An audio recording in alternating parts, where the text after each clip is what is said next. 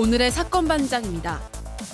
배우 이성균의 마약 투약 사건에 연루돼 내사를 받는 인물들 가운데 방송인 출신 작곡가도 포함된 사실이 알려졌습니다. 한편 이성균이 투약 장소로 알려진 유흥주점에 자주 왔었다는 증언이 나왔습니다. 이혼한 전처가 아이를 학대한다는 제보가 들어왔습니다. 제보자는 아내의 폭력 때문에 이혼했는데 이번에는 아이에게도 손을 댄다고 주장했습니다. 50대 여성이 지인과 작당 모의를 한 뒤 남편에게 강도짓을 벌였습니다. 지인은 강도로 위장해 침입했지만 남편에게 제압당했습니다. 뾰로로 안녕하십니까? 자, 박지훈 변호사님. 예. 저희 회사 동료가 말이죠. 네. 어제 사주를 보러 역술인을 만나셨대요. 역술인을요? 예. 근데 그 역술인께서 사건 반장을 너무너무 좋아하셔가지고 저희 회사 동료 사주를 보다가 갑자기 제 사주를 보셨다랍니다. 아유. 예. 근데 그분 이게 딱 풀었더니 그 나무 위키 같은데 제 그 신상이 조금 있지 않습니까? 네. 2027년까지 양원보가 사건 반장 진행을 할 거다 그렇게 전개를 해주셨죠. 좀 잘못한 것 같은데요? 2037년입니다. 무속인님. 제대로 좀 47년입니다. 예. 60까지 해야 됩니다. 그거는 좀 계속 하세요. 평생. 아무튼 2027년까지 하면은 계속 그때도 저는 나와주실 계속 갑니다. 교수님 나와주실 겁니까?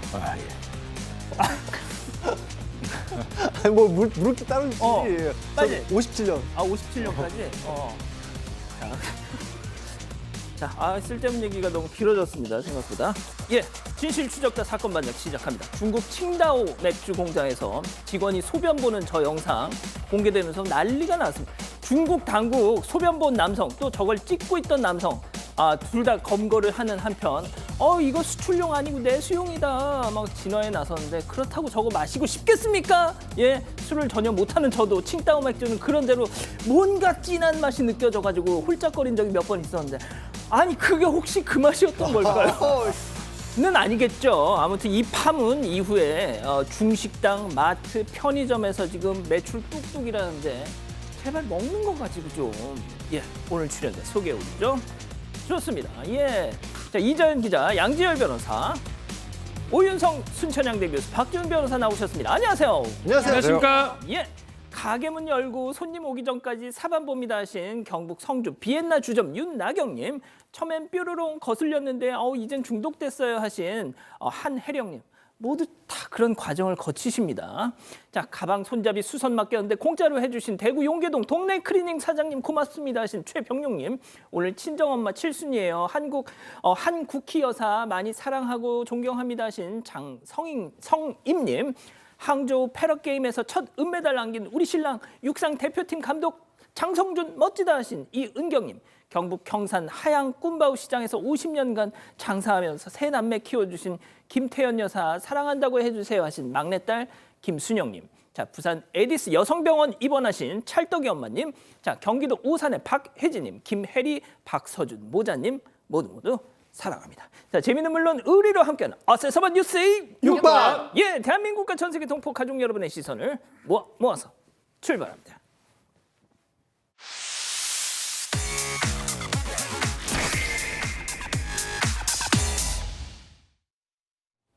첫 번째 달려보죠. 자, 경찰 보이자 후다닥입니다. 무슨 일일까요? 영상으로 만나보시죠. 자, 편의점에 가는 한 남성입니다. 자, 그런데 바로 그때 저 테이블 위에 신용카드를 발견했어요. 주워 들고 편의점 들어가죠. 이거 손님이 흘렸나 봐요가 아니라 내 카드인 양 휙 긁어버립니다. 세상에. 분실 카드를 누가 사용했어요. 신고를 받고 출동한 경찰 인상착의를 확인하는데 자, 바로 그때 지나가는데 제발 저린 도둑놈 주랭랑을 칩니다. 자, 거기서 쫓아가는데 결국 숨어 있던 도둑을 발견하고 저렇게 잡았다 이 놈을 하죠. 세상에 남의 신용카드를 무작정 긁어버리면 나 잡아가쇼 아닙니까? 이게 도망간다고 해결될 게 아닌데요. 네, 이게 지난 12일 새벽 1시쯤 서울 성동구의 한 편의점에서요. 그 테이블에 놓여있던 신용카드 하나를 저 40대 남성이 습득을 했습니다. 그런데 이걸 직원에게 주거나 신고하지 않고 그걸로 자신의 물건을 결제를 했던 겁니다. 피해자가 이 사실을 알고 경찰에 신고를 했습니다. 경찰이 사용된 저 편의점에 가서 CCTV를 살펴보고 저 남성의 인상착의를 확인하고 있는데 그러던 중에 또 다른 편의점에서 또 결제 신호가 울린 겁니다. 경찰이 서둘러 그 편의점으로 출동을 했는데 남성이 마침 그 편의점 인근에 있었습니다. 그런데 수색하던 경찰을 보고 그냥 도주를 했던 거죠. 경찰은 도주하는 남성을 뒤쫓았고요. 담벼락 뒤에 숨어있던 저 남성을 차단해서 검거를 했습니다. 이 남성은 분실카드 사용한 사실 인정했고요. 검찰에 넘겨졌습니다. 그렇군요. 자, 다음 이어가죠. 또 한 명의 내가 있었다입니다. 자, 사방 가족께서 제보해 주신 정말 너무너무 충격적인 사건, 일단 사진으로 만나보시죠. 자, 경찰서에서 보낸 과태료 통지서입니다. 10만 원짜리. 위반 날짜는 10월 14일. 위반 내용은 자전거 음주 운전을 했다는 겁니다. 심지어 면허 취소 처분까지. 역시 10월 14일 그 자전거 음주 운전 때문에 저런 처분이 내려졌는데 이 통지서를 받은 제보자, 10월 14일? 나 일본에 있었는데? 자, 출입국 증명서를 보니까 정말 10월 12일부터 18일까지 일본에 있었습니다. 고로 음주운전 단속됐던 14일에 대한민국 안에 나는 없었다는 겁니다. 자, 양 변호사님, 여름은 다 지났지만 약간 남양 특집 분위기, 나 아닌 또 다른 내가 있다는 것, 도플갱어, 이거 도대체 뭘까요? 그러게요. 사연자도 제보해 주신 분도 되게 황당하고 궁금할 것도 같은데 말씀하신 것처럼 14일에 부천에서 새벽에 전기 자전거를 음주운전했다라는 적발이 됐었고 과태료도 과태료지만 면허가 취소가 됐습니다. 그 처분을 받았는데 뭐 들으신 것처럼 본인은 10일부터 18일까지 일본에 있었다라는 거예요. 누군가가 이 제보자의 신분증을 이용해서 이 음주 단속에 걸리니까 그 신분증을 대신 제시를 했던 겁니다. 그런데 경찰이라면서 사실 일본에 있을 때 한번 전화가 왔었대요. 왜 전화가 왔냐면 경찰한테 그 허위로 자기가 그 제보자의 신분증을 가진 사람이 내밀었던 사람이 나중에 연락을 해가지고 사실은 제가 다른 사람인데 신분증을 엉뚱한 사람 걸 제시했습니다. 경찰한테 얘기를 했답니다. 근데 경찰이 확인을 해보려고 이 일본에 계신 분한테 전화를 드렸는데 요즘 보이스피싱이 많으니까 경찰이에요 하는 순간 끊어버린 겁니다. 그래서 그냥 뭐 이제 처리가 안 된 상태에서 과태료 통지가 왔는데 문제는 이 과태료 통지 때문에 면허도 취소된 것도 면허가 취소된 거지만 이 배우자 아내분이 오해를 하셨다라는 거예요. 아이고야. 이게 뭐 짐작한데 이런 거겠죠. 너 일본 간다더니 거기 가서 뭐 하고 있었던 거야? 이랬을 수도 있잖아요. 그래서 크게 다투고 별거까지 하신다는 거예요. 네? 별거요? 예. 박 변호사님. 저도 사실 별것까지 할 그건가는 좀 그렇긴 한데 어쨌든 간에 해결은 됐습니다. 특히 출입국 뭐 증명서가 있으면 알리바이 같은 거잖아요. 당연히 거기 있기 때문에 여기서 범죄를 하거나 뭐 나쁜 짓을 할 수가 없는 상황이기 때문에 그것을 주면 운전면허 취소된 걸 다시 취소해 주겠다라고 지금 경찰에서 얘기하고 있는 상황인데 이제 문제는 별거도 했고 또 이것을 내 신분증을 함부로 사용한 사람 또 경찰관도 정확하게 확인하지 못했는 분실하셨었던 모양이죠. 분실한다 하더라도 그것을 함부로 사용하면 안 되는데 당연하죠. 그것을 함부로 사용하게 되면 우리 형법에 공문서 부정사용죄라는 게 있습니다. 2년 이하의 징역 또는 벌금에 처할 수 있는 범죄입니다. 그래서 아마 경찰은 그 남성을 확인했을 거 아닙니까? 그 사람 처벌이 지금 가능한 상황이고요. 다만 경찰 같은 경우는 직무유기가 가능하냐 이 부분도 지금 좀 문제를 삼고 있는데 적극적인 직무에 방임 의사가 있어야 되기 때문에 경찰관이 그까지는 의무를 요구하지. 했잖아요. 그러니까요. 요구 안 할 것 같아요. 그래서 이거 사용했던 사람만 형법적으로 처벌 가능하고 경찰관 처벌은 조금 어려워 보입니다. 뭐가 됐든 사모님 오해를 풀고 다시 좀 이렇게 하셨으면 좋겠네요. 자, 다음 이어가죠. 우산 쓰고 자전거 타다가 점점점 무슨 일일까요? 영상으로 만나보시죠. 자, 한 트럭이 왼쪽에 주차가 돼 있는데요. 저 멀리서 지게차 뒤로 자전거 운전자가요. 우산 비가 오는지 우산을 쓰고 지금 자전거를 위태위태롭게 지금 운전을 하고 옵니다.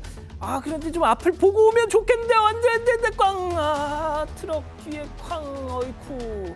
자, 이 영상 보신 분들 그러길래 앞을 똑바로 봤어야지 하실 텐데 여기서 충격 반전. 화물차 운전자 너 치료비 내놔 두둥. 그렇습니다. 지금 보신 영상은 이것도 지난 14일에 경기 양주시의 한 도로 아침 9시 뭐 출근 시간 조금 지난 시각이긴 한데요. 보신 것처럼 비 때문인지 자전거 운전하시는 분이 한 손으로 우산을 받쳐 들고 저렇게 이동을 하신 거예요. 갓길로 쭉 주행을 하다가 도로가 3차로에서 4차로로 이게 넓혀지는 곳인데 이걸 발견을 못했던 모양입니다. 그래서 그냥 갓길만 따라간다는 게 불법 주차해놓은 차량에 부딪힌 거예요. 차량이 불법 주차한 건 맞지만 이 자전거 운전자 당신이 불법 주차를 여기 해놓는 것 때문에 내가 다쳤으니까 이거 저기 치료비 또 자전거 손해배상 해달라 이렇게 요구를 했다라고 하는데 저는 그렇게 되게 어려울 것 같아요. 일단 자전거 운전하신 분이 전방 주시를 안 했습니다. 이것도 차량이거든요, 자전거도. 예. 그리고 우리 도로교통법의 자전차는 차량의 이동을 피해서 오른쪽 그 가장자리로 주행을 하도록 돼 있는데 저분이 차가 이렇게 차선이 넓어지는 거 아예 못 보시고 그냥 차로 그 중간 부분으로 가셨잖아요. 그래서 힘들지 않을까 싶습니다. 아, 그렇군요. 알겠습니다. 자, 다음 이어가죠. 지하철에서 음란물, 이건 또 무슨 얘기일까요? 자, 사방 가족께서 직접 제보해 주신 영상 만나보시죠. 한 지하철 안입니다. 파란 옷 입은 남성이 허리를 숙이고 세상 모르게 쿨쿨 자고 있는데 저 남성 손에 들린 휴대폰에서 재생되고 있는 거. 애들은 가라. 야한 동영상.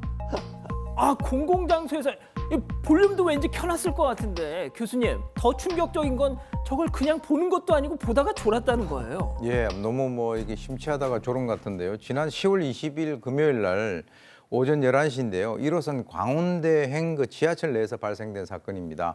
한 남성이 휴대전화로 성인물 시청을 했는데 아까 말씀하신 대로 졸면서 이 맞은편에 앉아있던 이 제보자의 승객이 그 화면을 갖다 보게 된 거죠. 아이고야. 그래서 이제 사실 우리가 전철 타게 되면 많은 분들이 자신의 그 휴대전화를 본다고 옆에 신경 안 쓰고 있지 않습니까? 그래서 본인도 이제 한참 뒤에 봤다라고 하는 거죠. 근데 저렇게 졸다가 또 이제 다시 깨가지고 그걸 쳐다보면서 뭐 웃고 이렇게 하는 행동을 보고 이 제보자께서 느끼시기에는 좀 이게 약간 문제가 있는 사람이 아닌가 이렇게 생각을 했는데 그런데 말이죠. 이제 현행법상에는 저렇게 공공적인 장소에서 음란물을 시청을 한다 하더라도 저것을 어떻게 규제를 할 수 있는 그런 법적 근거가 현재 없다라고 되어 있기는 합니다만 아하. 지금 보니까 바로 옆에 사람들이 다 있네요. 예. 그분들이 봤을 때는 이게 진짜 어떤 수치심을 갖다가 일으킬 수 있는 좀 낯이 뜨거운 그런 상황이 되는 것이죠. 그러니까 말이죠. 좋습니다. 다음 이어가죠. 독거 청년 탈출기입니다. 무슨 얘기일까요? 사진으로 만나보시죠. 자, 화장실 문으로 보이는데 가운데 구멍이 뻥 뚫렸습니다. 바닥에는 문 파편들이 우수수수수. 자, 글쓴이는 원룸에 사는데요. 화장실 문고리가 헛돌아서 열리지 않았다는 겁니다. 하필 또 창문도 없고 휴대폰도 바깥에 있어. 나 화장실 갇혔어! 소리 질렀지만 참 나 혼자 살지. 자, 이러다 화장실에서 젊은 시절을 다 보낼 것 같은 위기감이 엄습하자 결국 문을 부수고 탈출했던 겁니다. 자, 발은 상처 투성이가 됐지만 살아서 정말 다행이다라는 글을 저렇게 썼습니다. 아, 이게 말이 돼라고 하시겠지만 비슷한 일 저희가 왕왕 소개해드리잖아요. 네, 어제 한 온라인 커뮤니티에 화장실에 갇혔다는 저 글이 올라왔습니다. 이 글쓴이는 자신이 원룸에 살고 있는데 화장실 문이 잠기더니 문고리는 헛돌고 그대로 안 열리기 시작을 했다면서 그 화장실에 창문도 없는데 또 하필이면 휴대전화도 안 가지고 들어온 상황이었다고 설명을 했습니다. 문고리를 잡고 씨름을 하다가 소리를 질렀는데 아침이라 그래서였는지 아무 반응도 없었다고 적었고요. 그러면서 자신은 덩치도 있고 화장실이 협소해서 숨이 가빠오면서 위기감이 느껴져서 마지막 희망으로 문을 발로 걷어차서 저렇게 부수고 나왔다고 적었습니다. 아하. 첨부한 사진을 보면 나무 합판이랑 종이 골판지로 이루어진 저 문이 부서져서 구멍이 나 있는 모습입니다. 글쓴이가 힘으로 문을 부수고 빠져나간 모습으로 보이는데 글쓴이는 자신은 덩치가 있어서 다행이었지만 어린아이였거나 여성이었으면 쉽지 않았을 것이라고 남겼고요. 다들 화장실 문고리 잘 점검하고 들어갈 땐 휴대전화 꼭 가지고 들어가라고 남겼습니다. 예. 특히 어르신들도 조심하셔야 됩니다. 자, 박 변호사님, 지난 예. 4월에 저희가 전해드린 사건이 있었어요. 30대 남성, 똑같은 상황에서 아무리 이걸 해도 안 열려가지고 빅스비 112 신고해줘 딱 됐잖아. 로봇가 집에 있는 게 아니고요. 그때 영상입니다. 저. 예, 전화기에 이제 작동을 이제 음성으로 명령을 내리면 하는 경우입니다. 이거는 다른 한국 전화기죠. 전화기 빅스비라고 하고 또 아이폰 같은 게 다른 어떤 기능이 있는데 그것을 통해서 이제 탈출했던 기억이 있는데 저거라도 좀 이용하면 좋을 것 같아요. 목소리 해서 좀 살려달라. 그보다 더 확실한 건 휴대폰을 들고 들어가면 제일 좋죠. 예. 들고 들어가면 제일 좋은데 안 되면 목소리 크게 빅스비 저는 실이거든요. 하여튼 부르면 될 것 같아요. 가장 또 중요한 쉬운 거는 볼일부터 그냥 문을 열어놓으면 되잖아요. 혼자 살면 가능한데 같이 살면 조금 불가능하지 않을까 그러니까. 싶습니다. 예, 좋습니다. 자, 마지막 사연으로 가보죠. 합리적인 고기 뷔페 식사법입니다. 자, 4번 가족분께서 우리 가족 여러분들의 집단 지성의 판단을 받아보고 싶으시다면서 전해주셨네요. 네, 세상 모든 일에 심지어 고기 뷔페에서 고기 먹는 일에조차도 합리 경제라는 잣대를 들이댄 남자친구 때문에 너무 피곤하다 이런 사연입니다. 이 남자친구가 명문대 경제학과 출신이어서인지 이런 경향이 있다라고 사연자가 덧붙이긴 했는데요. 아무튼 이 남자친구가 평소에 워낙 잘 먹는 편이라서 식비가 좀 감당하기 어려울 정도로 나와서 데이트 때는 주로 무한리필 식당에 자주 가곤 한다고 합니다. 그런데 하루는 무한리필 고깃집에 갔는데 사연자는 사실 고기를 그다지 좋아하지 않는데요. 그래서 냉면이나 밥으로 배를 채우는 스타일이라서 적당히 먹고 1,000원짜리 공깃밥 하나 시켜서 기본 된장찌개랑 먹으려고 하는데 이 남자친구가 아니 여기 무한리필집인데 비싼 고기로 배를 채워야지 왜 밥으로 배를 채우냐라고 면박을 줬다는 거죠. 심지어 굉장히 가르치려는 듯한 말투로 밥으로 채울 배가 있으면 고기를 더 먹어라. 이건 경제적인 면에서 합리적이지 않다라면서 끝까지 공깃밥 하나를 안 시켜줬다는 겁니다. 이 고기 먹는 데서도 합리성, 경제성 따지면서 밥 한 공기 못 먹게 하는 이 남자친구 더 만날 수 있는지 고민이라면서 이 남자친구가 굉장히 유난스럽고 짠돌이처럼 느껴지는데 아 이거 괜찮은 거냐라면서 사연 보내주셨습니다. 아, 명문대 스카이 유니버시티 하늘대학교를 나오셨어요. 자, 이거 진짜 들으시고 아유, 뭐 또 이건 뭐 말도 안 돼. 실제 사연 저희가 접수한 사연이고요. 진짜 당사자분은 심각하게 지금 이 상황을 느끼고 계십니다. 자, 기다리고 기다리셨던 푸처 핸즈업 타임 유튜브 JTBC 뉴스 채널과 사건 반장 독립 채널에서 우리 8천여 분의 가족 여러분 함께하고 계신데요. 채팅창에 OX로 함께 참여해 보시죠. 먼저 남친입니다. 야, 이자연, 자연아, 이 바보야. 오빠에게 잘 들어. 지금 명륜 대감갈비 왔잖아. 많이 먹든 적게 먹든 똑같이 인당 18,900원을 내야 돼. 그런데 넌 식사량이 적잖아. 최대한 본전을 뽑으려면 무조건 고기로 배를 채워야 하는 거야. 냉면, 밥, 찌개 이거 다 페이크야. 함정이라고. 호텔 뷔페 가서 킹크랩 놔두고 김밥 먹는 바보나 하는 짓이라고 동그라미. 아이 그렇습니다. 이렇게 소신대로 하셔야 돼요. 지금 박 변호사가 들 줄 알았어. 아니야, 일수불태. 맨날 희생하는 것 같아서. 아니야, 드셔 빨리. 양 변호사님 드셨어요. 좋아요. 다음은 여친입니다. 야, 박지훈, 이 추접스러운 인간아. 난 가끔 분위기 좋은 파스타집도 가고 싶어. 그런데 네가 맨날 가성비 어쩌고 하면서 대감갈비만 데려가니까 아주 그냥 돼지갈비만 봐도 속이 올라와 막. 꼭 참고 가주면 고마운 줄이나 알 것이지. 여친이 밥 공기 고작 1,000원짜리 시키는 거 같고 조잘조잘 아주 그냥 추접스러워 죽겠어. 좀 X. 자, 그럼 박 변호사님부터 가볼게요. 이거 뭐 개인적 취향도 있습니다. 저랑 같아요 마음이. 누가요? 남친? 남자분 마음이. 아, 진짜? 저는 뭐 고기 뷔페도 그렇지만 일반 뷔페도 먹는 순서가 있거든요. 뭐 얘기는 하지 않겠습니다. 취향이 아니, 해주세요. 나 알고 비싼 싶어. 거 위주로 먹어야 됩니다. 지금 조리되고 있는 거. 그러니까 조리되어 있는 스테이크. 거를 가지 않습니다. 조리되고 있는 거를 가야 돼요. 스테이크. 그렇죠. 조리되고 있는 것 쪽으로 가서 조리되고 있는 거 다 먹고 조리 끝난 다음에 그 육류부터 해가지고 순서가 있어요. 그 순서를 좀 지키기를 저는 개인적으로 원하는데 이렇게 얘기하는 건 좀 저는 오바라고 생각이 드는데 이걸로 또 헤어진다는 것도 여자친구께서 분께서 너무 좀 과한 것 같아요. 아니, 이게- 그럴 수 있어요. 뭐 이게 경제학과 공부 안 해도 저같이 경제학 공부 안 해도 그렇게 생각하거든요. 말씀하시고도 조금 좀 그렇죠. 자, 양 변호사님. 박 변호사가 또 들 줄 알았으면 굳이 안 들어도 됐는데 저는 경제적, 합리적 이런 걸 남자친구가 얘기한 게 아닌 것 같아요. 사실 제가 그냥 제 추측입니다만 혹시 여자친구가 다이어트를 좀 해주기를 바랐던 게 아닐까. 고기 먹고 밥 먹으면 탄수화물이 바로 살로 갑니다. 그래서 황제 다이어트에서 육류만 먹는 경우도 있어요. 저도 실제로 고깃집 가면 그 탄수화물 국수나 밥 안 먹거든요. 일부러. 여자친구에게 조심스럽게 그걸 권해야 되는데 그것도 너 다이어트 하라 그러면 오빠 나 살쪘다는 거야 이럴 수 있으니까 괜히 둘러서 경제적 합리적 이렇게 얘기한 게 아닐까. 네. 그건 좀 아닌 것 같은데. 진짜 억지로 드신 게 티가 난다. 네. 자, 교수님.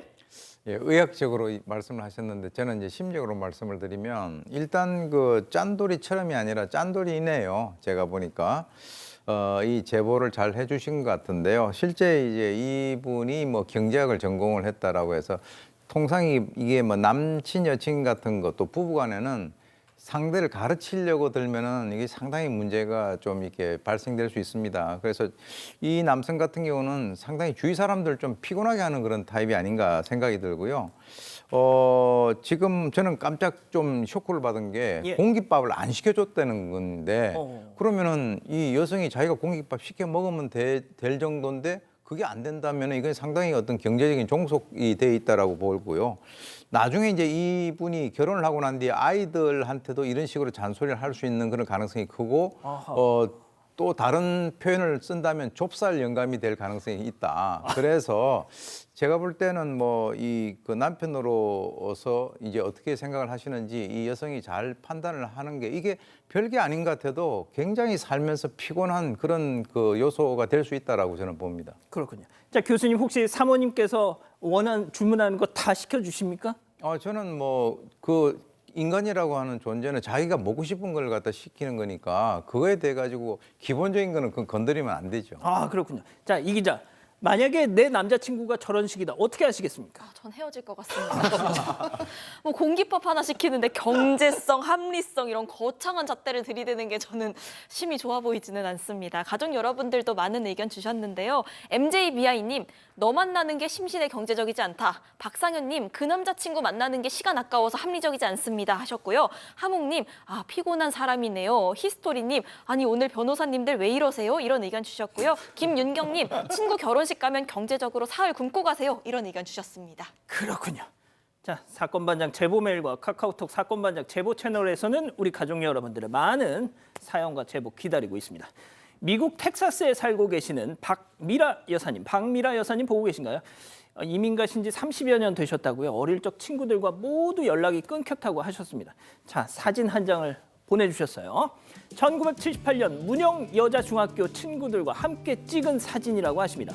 박신영, 오명숙, 강지현, 최경범.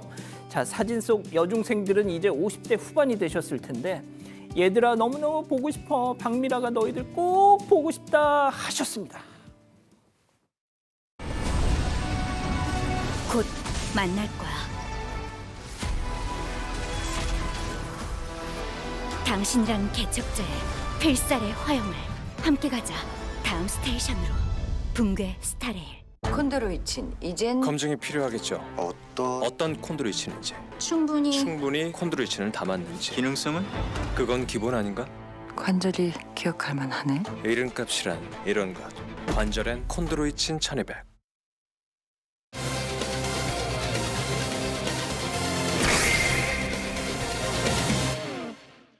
배우 이성균의 마약 투약 사건에 연루돼 내사를 받는 인물들 가운데 방송인 출신 작곡가도 포함된 사실이 알려졌습니다. 한편 이성균이 투약 장소로 알려진 유흥주점에 자주 왔었다는 증언이 나왔습니다. 커지는 연예계 마약 투약 의혹을 짚어봅니다.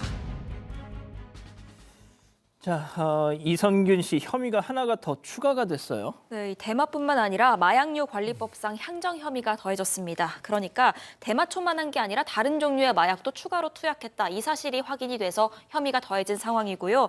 이 씨는 서울 강남의 한 유흥업소 실장인 한 20대 여성의 집에서 이 대마초를 비롯한 마약을 투약한 혐의를 받고 있습니다. 그 협박 당사자인 유흥업소 실장 이 필로폰을 투약한 혐의를 받고 있더라고요. 그러니까 뭐 지금 이 기자 설명에 따르면 이성균 씨 역시 대마 외에 뭔가가 또 있을 거다라는 게 합리적인 또 의심이죠. 자, 이제 뭐 주중에는 소환을 해야 되지 않겠습니까? 주중까지는 조금 빠를 수도 있다라는 생각이 듭니다. 뭐 경찰에서는 지금 얘기하고 있는 대마 외에 다른 마약에 대해서도 어느 정도 증거를 특정했다라고 하고 있지만 그게 구체적으로 뭔지는 얘기를 안 했어요. 그리고 무엇보다 이런 마약류는 기본이 모발하고 소변 검사를 통해서 실제로 뭐 마약류가 남아 있는지를 확인하는 거 아니겠습니까? 그거를 이제 압수수색 영장을 발부를 받아서 뭐 지금 채취를 해서 국가수에 의뢰를 하게 되면 일주일에서 보름 정도는 걸리거든요. 예. 그 이후에 아마 소환을 하지 않을까 싶습니다.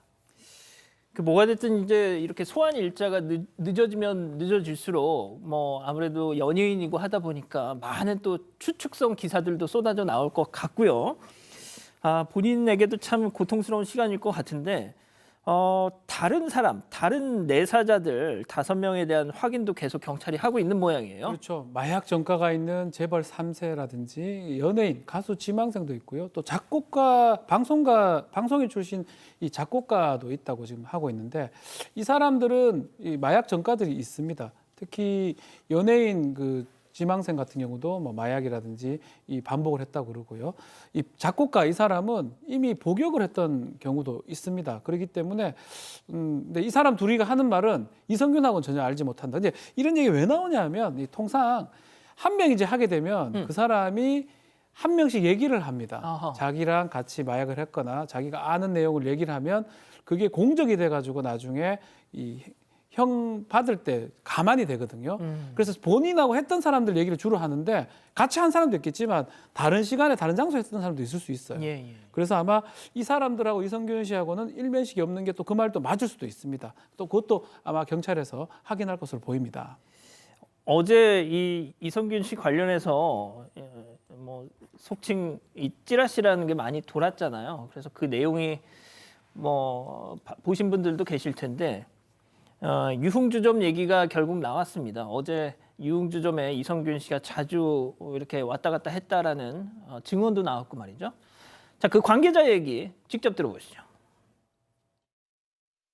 이전 가게에서 뭘 했는지 진짜 모르는데 이전 가게에 자주 오셨던 건 맞아요. 더 큰 게 터질 수도 있어요. 더 큰 게 터질 수도 있고 아직 지금 여기보다 더 큰 게 있어요. 아직 기사에 되지 않은 내용들도 있을 수 있겠죠. 아무나 오진 않아요. 제가 안에 있었던 게 아니라서 저도 몰라요. 방 안에서의 내부 상황은 몰라요. 뭐가 있는지 모르고 저 가게에 있었던 것도 아니고 아무것도 모르겠어요. 뭔가 아는 듯 모르는 듯 뭐 저렇게 얘기를 하네요. 네, 처음에 이 수사가 첩보로 시작을 했습니다. 처음에 경찰은 서울 강남의 한 유흥업소 관계자들이 뭐 연예인을 비롯해서 이른바 VIP들과 마약을 하고 있다. 이런 첩보를 받고 수사를 시작한 걸로 알려지고 있고요. 이와 관련한 연예 전문 매체 보도도 나왔습니다. 그리고 그 유흥주점의 실장을 붙잡은 지 몇 시간 만에 이성균 씨가 관련돼 있다는 정황이 포착이 됐던 겁니다. 이 해당 실장은 현재 구속이 된 상태입니다. 또 JTBC 취재진이 찾아간 유흥업소 직원들 같은 얘기를 했습니다. 이곳에 이성균 씨가 자주 왔었다고 얘기를 했고요. 뭐 추가로 다른 일이 더 있었을 수도 있었다. 뭐 이런 얘기도 했습니다. 좋습니다. 그럼 첫 번째 사건 체크포인트 짚어보죠. 이성균은 VIP다. 양 변호사님 뭐 좀 설명 좀 해주시죠. 일단 지금 문제가 되고 있는 유흥업소 자체가 과거에 뭐 고급 뭐 술집을 뭐 10% 이런 표현을 썼는데 그게 아니라 여기는 1%라고 합니다. 멤버십으로 운영이 되고 있고 뭐 유명 연예인이라든가 뭐 스포츠 선수라든가 아니면 재계 인사들 그러니까 뭐 보통 사람들이 생각할 수 있는 술값이 아닌 거죠. 근데 술값이 비싼 게 문제가 아니라 멤버십이라면은 일단 돈 있다고 갈 수 있는 곳이 아니잖아요. 그렇죠. 그렇기도 하고 돈이 어느 정도 있어야 저기 또 멤버십도 할 수 있으니까 뭐 그렇다고 해서 그게 중요한 건 아니고 그 술집에를 누군가를 통해서 소개받고 자주 드나들게 되면서 이성균 씨 그 실장네 집에까지 자택까지 찾아가서 어떤 뭐 마약을 한 게 아닌가 그렇게 지금 추측이 나오고 있는 상황이고 일각에서는 그 수면제를 건네는데 그 수면제 성분 때문에 유흥업소 실장으로 또 협박을 받았다 이런 얘기도 좀 돌고 있는 상황이긴 합니다. 그러니까 뭐 해당 업소의 3, 4인 기준 술상값이 1,000만 원 정도라고 해요. 오늘 국감 자료가 나왔는데 공교롭게도 지난 2년 동안 방송됐던 지상파 9개 드라마 중에서 주연과 단역 배우 출연료 격차가 제일 컸던 작품이 얼마 전에 끝났던 SBS 드라마 이성균 씨 주연했던 법전이라는 드라마였답니다. 이 이성균 씨가 회당 출연료가 2억 원이었다는 거예요. 뭐 그렇게 좀 많은 출연료를 받고 했으니까 이런 술값도 감당이 됐을 것 같다 싶은 생각이 듭니다. 그렇죠. 그렇지만 이제 확인해야 될 부분들이 아직 많이 남아 있는 것 같습니다. 일단 이성균 씨 측 이야기에 따르면 어떤 그 사적인 만남이라든지 또 같이 뭐 마약 투약했다 이런 소문들 그거는 지금 확인할 수 없다. 그 구체적으로 이야기할 수는 없지만 이 지금 나오고 있는 어떤 얘기들 보도들이 사실과 많이 다르다고 이성균 측 변호인이 얘기를 좀 하고 있고요. 실제로 마약 사건 자체가 조사하기 전까지는 많은 얘기들이 나옵니다. 실제로 좀 가장 저도 뭐 이런 일들 하면서 가장 문제점이 본인이 보지 않은 것까지 얘기를 하는 경우도 있어요. 자기 공적을 좀 더 늘리기 위해서 아하. 들은 얘기를 하다 보니까 그게 소문에 커지고, 특히 연예인 같은 경우는 좀 이 표현이 많이 대어라고 표현을 할 수가 있거든요. 그러다 보니까 더 또 얘기를 서로 얘기하려고 하는 측면이 있기 때문에 확인을 좀 해봐야 될 것 같아요. 아마 곧 소환이 될 겁니다. 예. 소환은 뭐 저는 이번 주 안에 아니면 늦어도 다음 주 초에는 될 것 같은데, 소환이 되면 그때 많은 것들이 확인될 것으로 보입니다. 자, 교수님이 뭐 마지막으로 정리를 좀 해주시죠. 사실 이제 이성균 씨 같은 경우는 그 이미지가 굉장히 착실하고 건실한 어떤 가정 뭐 어떻게 가장으로서의 어떤 그 이미지가 상당히 크죠. 그래서 지난번에 있었던 그 유아인 씨하고는 좀 약간 좀 차원이 다른 것 같습니다. 그래서 지금 나오는 얘기가 마약 투약 혐의 그 이외에 그 유흥업소하고의 어떤 연관성, 그 과정에서 뭐 또 다른 어떤 추가적인 문제가 있지 않는가라고 하는 이 여러 가지 얘기들이 지금 이제 나오고 있는 그런 상황이고요. 그리고 이제 이 사람 같은 경우는 지금 가정에 있는 사람이잖아요. 그러니까 이제 이 유흥업소를 드나들면서 어떤 사생활이 문란하지 않았는가라고 하는 그런 것과 관련돼서도 이제 좀 따져봐야 될 것 같은데, 실제로 뭐 지금 그와 연관돼 가지고 추가적인 어떤 그 의혹이 또 나올 수 있는 그런 가능성도 우리가 배제를 할 수 없는 상황인데, 추적컨대 아마 이제 이성균 씨 같은 경우는 일단 그 소환 조사를 통해서 자신이 현재 자기를 방어하기 위해서 일련의 의혹에 대해서 적극적으로 소명을 할 그럴 어떤 그 예정이라고 저는 보는데요. 좌우간 그 개인이 가지고 있는 그 이미지, 거기에 대해서는 이게 돌이킬 수 없는 타격을 입은 것 같습니다.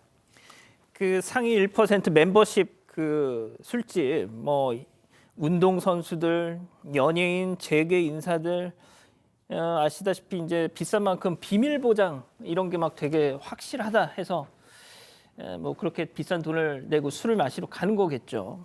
하지만 뭐가 됐든 그런 업소의 관계자한테 협박을 당해서 돈을 건넸다. 지금 뭐 이런 피의 사실까지 받고 있는 상황입니다. 자, 일단 계속 지켜보겠습니다.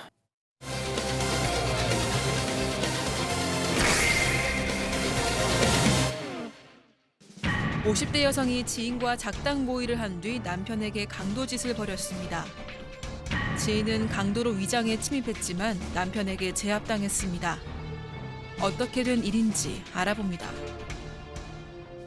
사건의 시작은 어느 겨울날이었습니다. 50대 여성이 집 앞에 붕어빵을 사러 갔다가 비슷한 또래의 남성을 만났어요. 네, 이게 2018년 대전에서였는데요. 50대 여성은 한 아파트에 살고 있었고 이 남성은 그 아파트 앞에서 붕어빵 장사를 하고 있었습니다. 그런데 마침 이 여성이 교회 문제로 남편이랑 불화가 있었다고 합니다. 붕어빵 주인인 이 남성에게 남편 험담을 하면서 이 두 사람이 급속도로 가까워졌다고 하고 급기야 이 두 사람은 같이 치킨집을 차렸습니다. 그렇게 동업자가 된 건데 그러면서 50대 여성이 대출도 받았고요. 친정 엄마에게까지 돈을 빌려서 약 3억 원가량을 이 남성에게 건네주게 됩니다.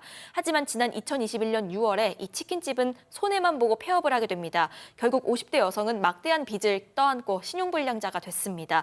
이 매일같이 동업자인 남성한테 돈을 갚아라 이렇게 재촉을 하기 시작을 합니다. 자, 평범한 50대 가정주부가 한순간 3억 원의 빚을 떠안게 됐습니다. 자, 돈을 빌려간 동업자 남성이 한 가지 제안을 하죠. 체크포인트 짚어봅니다. 남편 처리합시다. 양 변호사님. 참.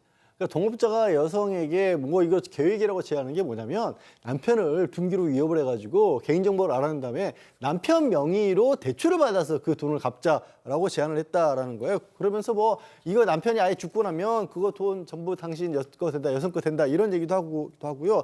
판결문에 따르면 더 무서운 계획도 세웠다는 거예요. 폭행해서 실신시켜서 가둬놓은 다음에 교통사고로 위장해서 사망하게 만들자. 그러면 뭐 예를 들어서 보험이 있다거나 하면 더 큰 돈이 나올 수도 있지 않습니까? 예. 그런 얘기들을 주고받았고 거기서 충격적인 게 이 50대 여성이 범행을 하자고 승낙을 했다는 겁니다. 하하. 자, 지난해 2월 아무것도 모르던 60대 남편 집에 여느 날과 똑같이 딱 들어갔어요. 자, 그런데 낯선 사람을 만났습니다. 그렇죠.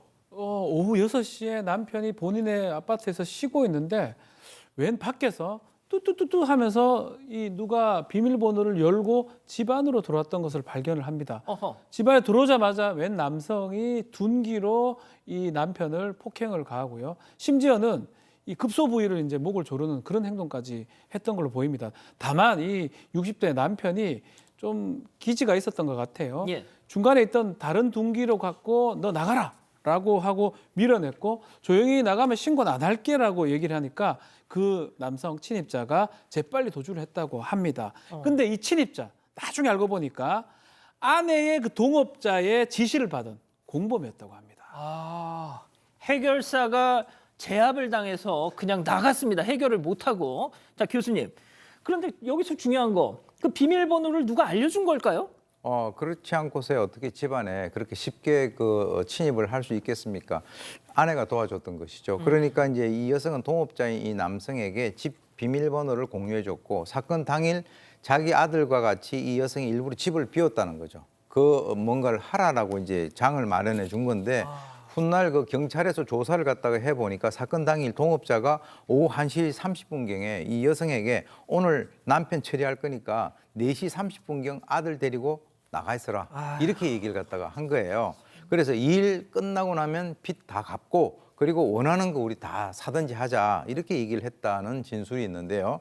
그렇지만은 실제 아까 말씀하신 대로 남편이 강한 저항으로 오히려 공범을 갖다가 제압을 했고 별다른 부상 없이 풀려나서 경찰에 신고를 하게 된 거거든요. 이후 이 50대 아내 그리고 이 동업자 이 공범이 잡히게 됐다라고 하는 것이죠. 자, 일단 이 법정에서는 아내의 입장이 전 제일 궁금합니다. 네, 강도상해 등의 혐의로 재판을 받았는데요. 이렇게 얘기를 합니다. 아니 그 동업자인 남성이 나에게 이렇게 얘기를 했다. 네 남편이 이 흥신소에 의뢰해서 널 죽여달라고 의뢰했다더라. 라고 얘기를 합니다. 그런 얘기를 들었기 때문에 내가 살해당하기 전에 내가 먼저 남편을 공격해야겠다 이렇게 생각했을 뿐이지 어떤 재산상의 이익을 취할 목적은 없었다라고 주장을 합니다. 글쎄요. 하지만 재판부는 역시나 허황되다, 납득하기 어렵다 이렇게 판단을 했고요. 이 강도상해 등의 혐의로 징역 3년 6개월 선고를 했습니다. 이것도 과하다고 항소했지만요. 2심 재판부도 같은 판단 내렸습니다.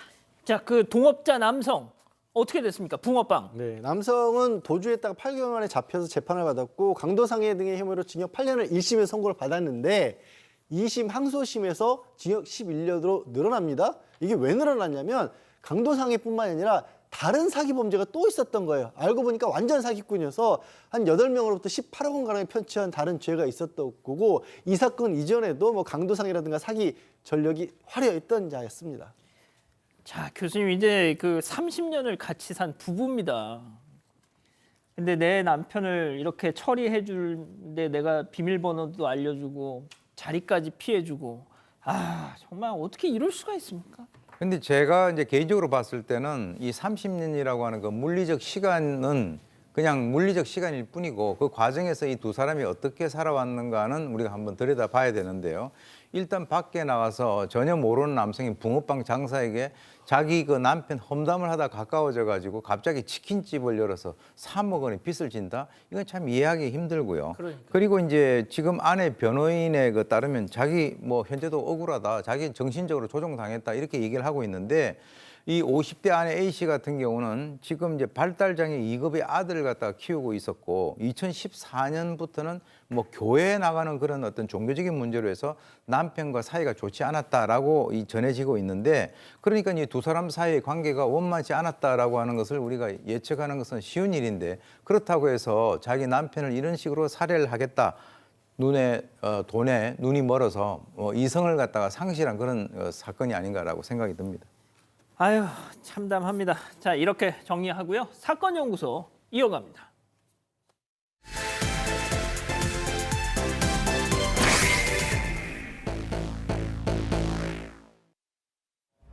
자정이 넘은 시간 오피스텔로 들어가는 두 남녀.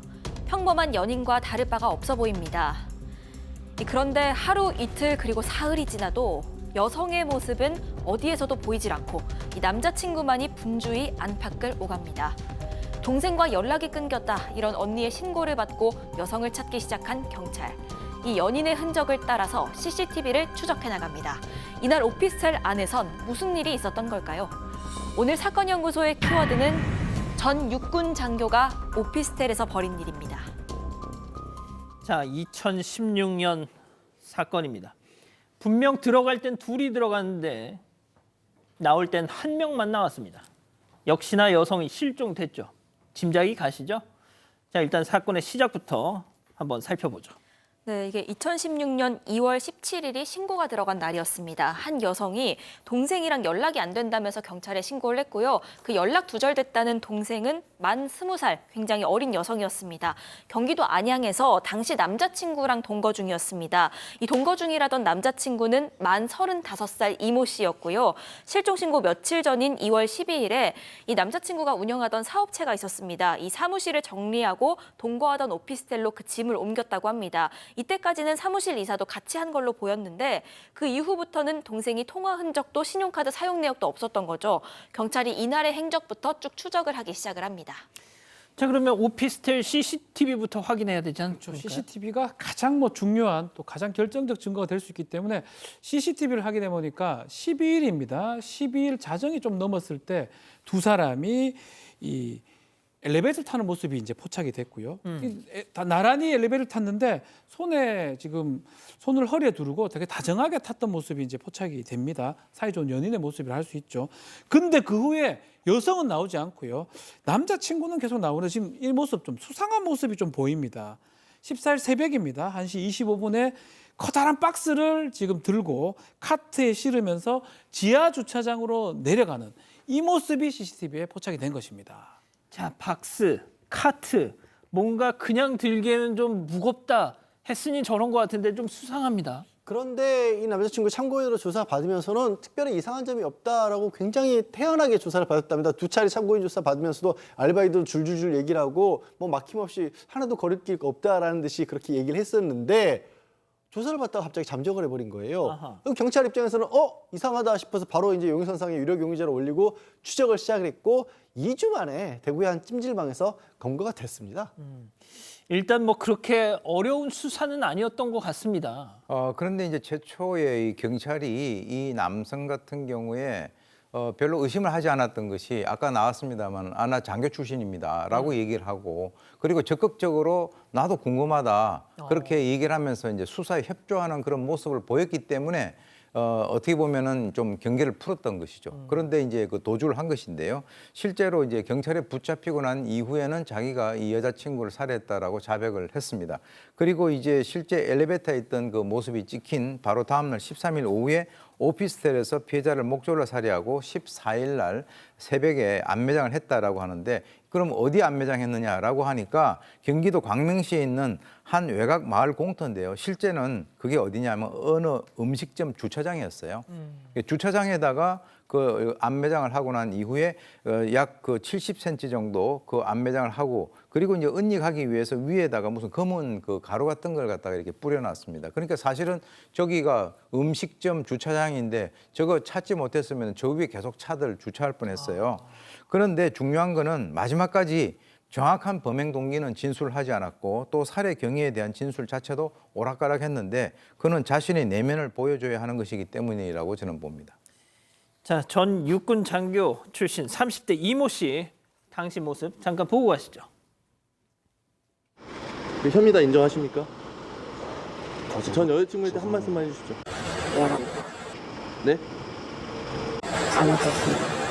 어떤 걸 잘못하신 거예요? 왜 죽였어요? 양 변호사님. 그러니까 사실 의아하실 거예요. 아까 박스 얘기가 나왔잖아요. 근데 박스 설명을 안 드렸었는데 이유가 있습니다. 경찰도 처음부터 의심을 하긴 했는데 그 박스를 물어보니까 그때 마침 오피스텔 이사 가는 날이어서 폐 전선들을 모아가지고 담은 박스였다라고 그렇게 얘기를 했던 겁니다. 예, 저렇게 얘기를 했고요. 그리고 그럼 여자친구 들어가는 모습은 나오는데 여자친구 어디 갔냐니까 싸우고 나갔다. 그럼 경찰은 아니 들어가는 모습은 찍혔는데 여자친구 나오는 모습은 CCTV는 왜 안 찍혔냐 그러니까 내가 그걸 어떻게 하냐 이렇게 나왔다라는 거예요. 근데 시청자분들 아니 저 박스 봤는데도 CCTV 잡혔다는데도 그럼 그걸 풀어줬냐라고 하실 텐데 그때 CCTV 상으로는 크게 안 보이고 라면 박스 정도. 그러니까 저게요? 예, 사람이 들어갈 수 있으리라고는 생각을 못할 정도로 이렇게 보였다라는 겁니다. 그리고 그거 말고는 다른 증거도 없다 보니까 신병을 강제로 구금해놓을 근거가 없었던 거예요, 경찰로서는. 자, 교수님 뭐가 됐든 저 이후에도 자신의 범행을 감추기 위해서 많은 짓을 했을 것 같은데요. 그렇습니다. 이 범죄지능을 기초로 해서 소위 그 잔수를 갖다가 많이 썼습니다. 그래서 실제로 이제 살해하고 난 뒤에 피해자의 휴대전화라든가 또 태블릿 PC라든가 이걸 이용해서 자기 그 피해자 언니에게 홍대 간다라고 SNS 메시지를 보내는 등 자작극을 갖다 벌였고요. 아하. 또 피해자 친구에게도 나 가는 중, 그리고 평소 이제 말투를 흉내내 가지고 어디 왔다 크크크 뭐 알떠 나 그리고 뭐 어디 가고 있다 하는 이런 어떻게 보면 상당히 그 치밀한 것을 보였는데요. 그리고 이제 피해자 휴대전화도 어디에다가 이제 그 버렸냐면 홍대 인근에 버려가지고 수사를 하는 입장에서는 최종 위치값이 서울 마포로 확인되는 등 혼선을 갖다 주기도 하고요. 그리고 이제 수사가 벌어지는 그 기간 동안에 시신을 옮겼던 렌트카를 반납을 하고 살해 직후에는 오피스텔에 시신을 두고 친구와 밥 먹고 당구 치는 이런 아주 잔혹함을 보였습니다.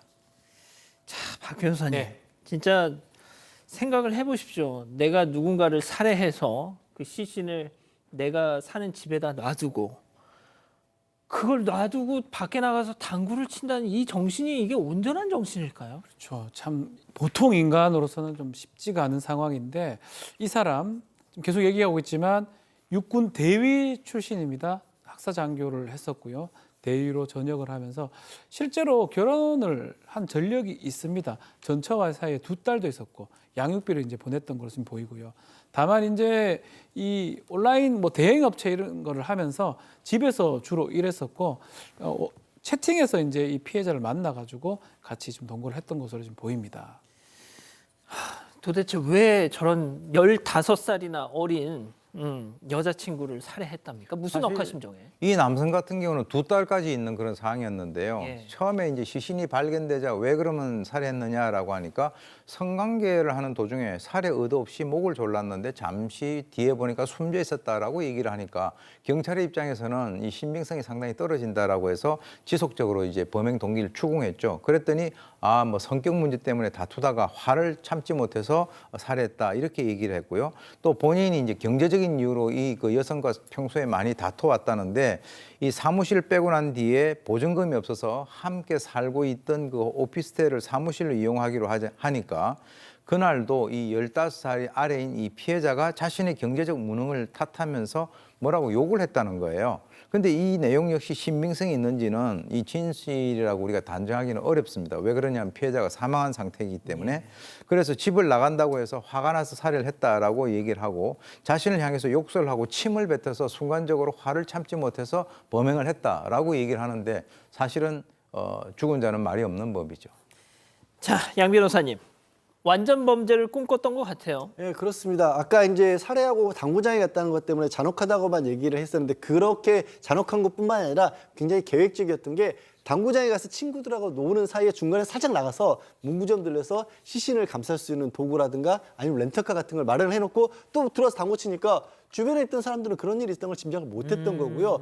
그러고 나서 오피스텔에 와서 이제 시신을 캐리어 가방에 넣고 아까 보던 박스 안에 그 가방을 넣었던 겁니다. 그렇게 렌트카에 시신을 담아서 광명쪽으로 가다가 이 시신을 유기할 장소를 찾았는데 마침 비가 와서 차가 구덩이에 빠져서 움직이기가 좀 어려운 상황에 놓였다는 거니까 그냥 그 자리에다가 이 시신을 묻었다는 거고요. 처음에 그 묻은 자리 위에 검은 가루 같은 게 뿌려져 있었다라고 네네. 하잖아요. 그게 뭐냐면 시멘트 가루랍니다. 시멘트 가루. 거기 비가 오니까 인근의 공사 현장에서 시멘트 포대를 가져와서 마침 비가 오니까 이걸 뿌리면 거기가 시멘트가 굳겠거니라고 생각을 하고 그냥 뿌렸다라는 겁니다. 뭐 나중에는 잠깐씩 눈물을 보이기도 했다고는 하는데요. 글쎄요. 진짜 후회일까요? 잘 모르겠습니다. 자, 이 기자. 네, 이 재판 과정에서 추가로 드러난 사실에 의하면요, 이 씨는 평소에도 폭력적인 성향이 있었다고 했습니다. 그래서 이 피해자가 평소에 친구들한테 잡혀온 것 같다, 지옥 같다 이런 문자를 보내기도 했다고 드러났습니다. 이런 와중에 이 씨는 범행한 이후에 피해자, 그러니까 자신의 여자친구의 옷가지나 신발 같은 것들을 의류수거업자에게 팝니다. 그렇게 25,000원을 챙기기까지 했습니다. 검찰은 이런저런 정황을 볼 때 이거 계획적으로 살인을 했다 이렇게 보고 사형을 구형을 했는데요. 여기에 더해서 이 씨의 변호인 측은 아니다. 동거하는 동안 생활비는 물론이고 피해자의 휴대전화 요금까지 다 부담을 했는데 갑자기 이렇게 살인을 계획할 이유가 없다. 다만 이 다투다가 심한 욕설 때문에 모욕감을 느껴서 우발적으로 저지른 짓이다. 이렇게 얘기를 했습니다. 그리고 이 씨는 재판정에서도 울먹이면서 죄송하다. 어떤 벌이든 달게 받겠다. 이렇게 얘기를 했습니다. 참 그동안 많은 살인자들의 어떤 사례를 다뤘지만 피해자의 옷가지와 신발을 팔아가지고 그걸 또 많은 돈도 아니고 2만 5천 원을 챙긴 이런 경우는 참 처음 봤는데. 자, 박 변호사님. 네.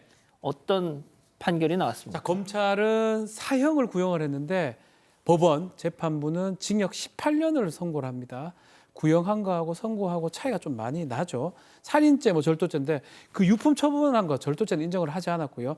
가장 중요했던 게 계획범죄냐 우발범죄 이 부분입니다. 좀 전에도 얘기를 했지만 정확한 동기라든지 이 부분을 이 피고인이 얘기를 안 했습니다. 그러다 보니까 계획범죄라고 인정이 좀 안 됐던 것 같고 뭔가 우발적인 또 그런 것들이 좀 인정됐고 특히 본인이 이전에 극단적 선택을 하던 이런 기도를 했던 정신과 또 치료를 받았던 전력들이 있어서 이런 것들 감안해가지고 징역 18년이 선고가 됐습니다.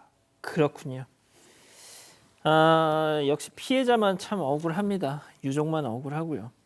자, 오늘 사건연구소 이렇게 정리하고요. 글로벌 픽 이어갑니다.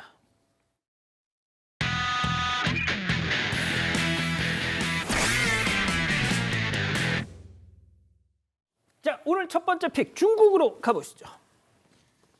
네, 도로 위 파란색 차 한 대가 택시 앞을 막아서더니 제속도를 못 이기고 그만 다리 기둥에 충돌하고 말았습니다. 이 차는 옆으로 쓰러진 채로 멈춰섰는데 얼마 안 가서 차에서 뿌연 연기가 피어올랐고요.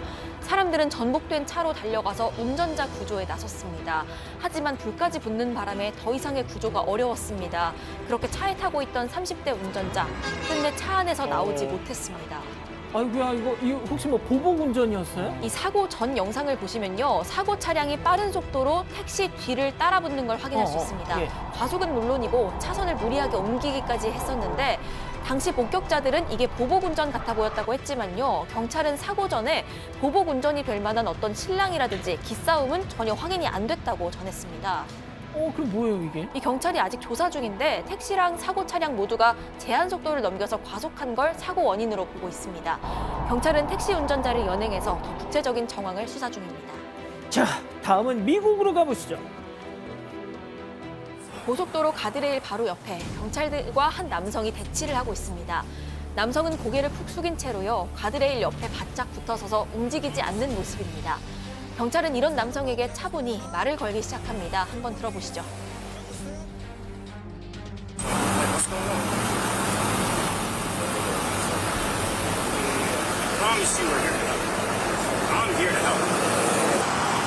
We'll talk about whatever's going on, then we'll leave.